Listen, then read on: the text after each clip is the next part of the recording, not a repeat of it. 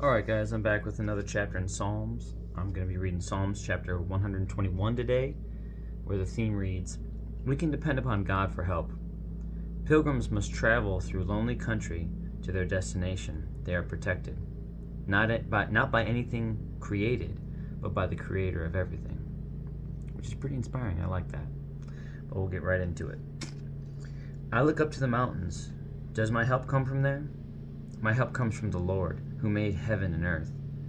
He will not let you stumble. The one who watches over you will not slumber. Indeed, he who watches over Israel never slumbers or sleeps. The Lord himself watches over you. The Lord stands beside you as your protective shade. The sun will not harm you by day, nor the moon at night. The Lord keeps you from all harm and watches over your life. The Lord keeps watch over you as you come and go, both now and forever. Again, I like that. That's pretty straightforward. I don't think I have anything extra on that. Let's see. Author, unique.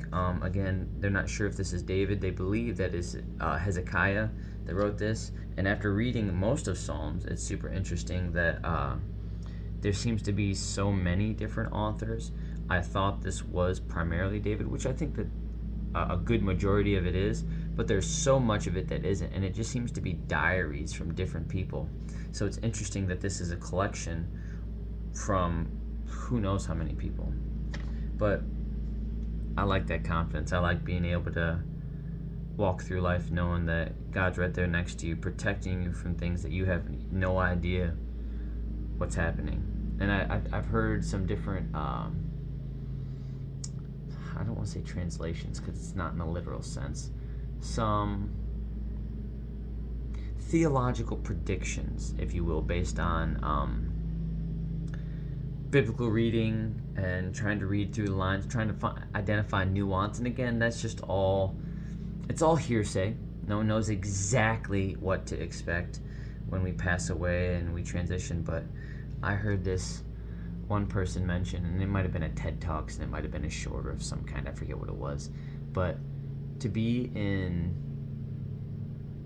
fellowship and worship to God, with God, for eternity, it was hard to wrap around my mind as to what that's going to look like or feel like, and the joy that you'd think that you would eventually, that well would run dry to some extent. I know that it won't, and that he is the well, so it'll constantly be renewed. But someone said that there's going to be something that he can share with you every day that's going to make you jump for joy, and that might be a new something, and just continually share knowledge with you and everything that's his kingdom. We're all princes and princesses when we are currently, when we accept him into our life, because he tells us that we are.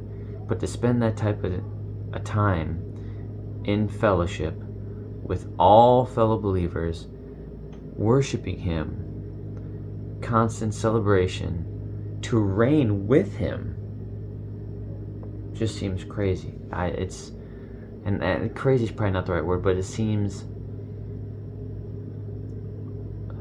unimaginable. I can't even wrap my head around it. There's just going to be so much abundance and love and happiness, and it's just such the opposite of what it is here, and the everyday fight that we have to, and having to fight our knee-jerk reactions to love people and to do all these things to try to be selfless. But I'm super excited about it, and I guess I'll end with that. If it gets a little loud, the missus is coming through. She's a big fan of mowing the lawn, so she's out there on her rider enjoying herself, living her best life. But on that note, I'm gonna head out. Here comes getting loud. That wasn't so bad. I'm going to go ahead and let you know tomorrow's theme will be chapter 122, and the theme reads, "Stepping into the presence of God. What Jerusalem was for the Israelites, the church is to the believer." And I couldn't agree more. But on that note, have a good night. God bless. I love you. Jesus loves you. And I'll see you tomorrow for chapter 122 of Psalms. Have a good night, guys.